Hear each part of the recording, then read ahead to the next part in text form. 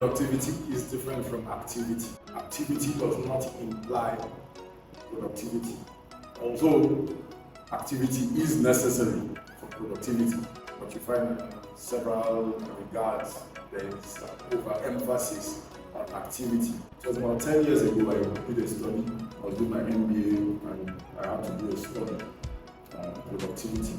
And I had concluded that what we call white collar sectors, where you use a lot of brain to do your work, where your work is not so physical, you can only be productive for about 3 hours a day. It's hard to be productive for more than 3 hours. I remember I threw this out to a couple of my colleagues, and of course there was an argument. I said, how is it possible that you're only productive for 3 hours a day? And then, interestingly, 2 days after, one of my colleagues then came with Forbes magazine and dropped it on my table and said I should read this. And Forbes had written there clearly that you can only be productive for about 2 hours and 42 minutes in a day. But why is this important?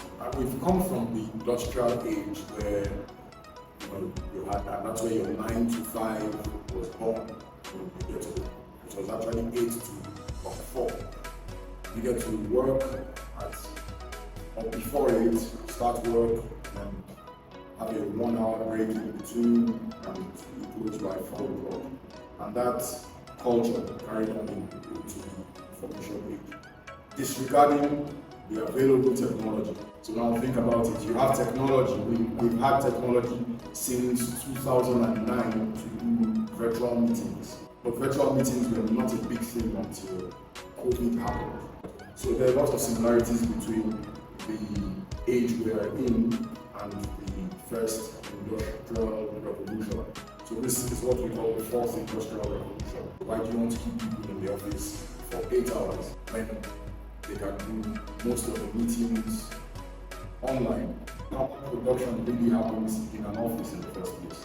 Meetings, working on spreadsheets, working on presentations, writing reports. How much of this needs to happen within an office? I'm big on energy, and I think being with people brings a lot of energy. So yes, maybe coming to the office for about an hour or 2, and then go back and really do your work.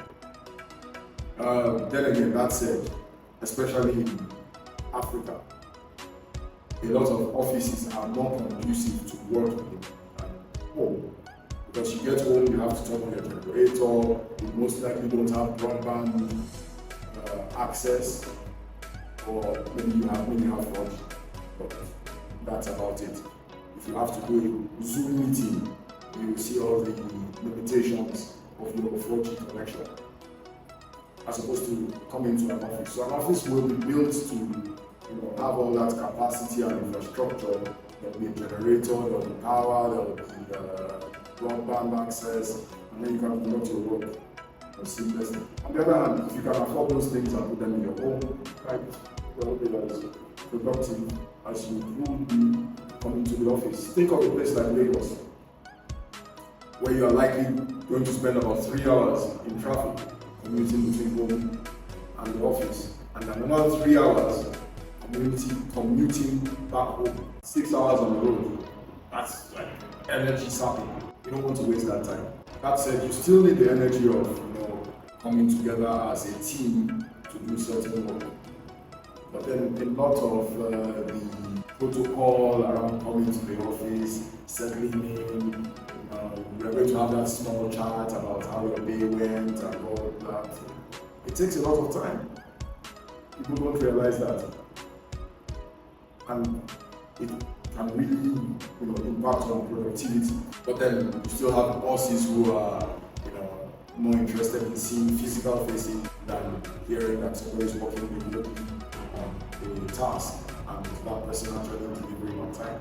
Yes, we have to acknowledge that there is a greater tendency to default on completion of a task if you are away from the team.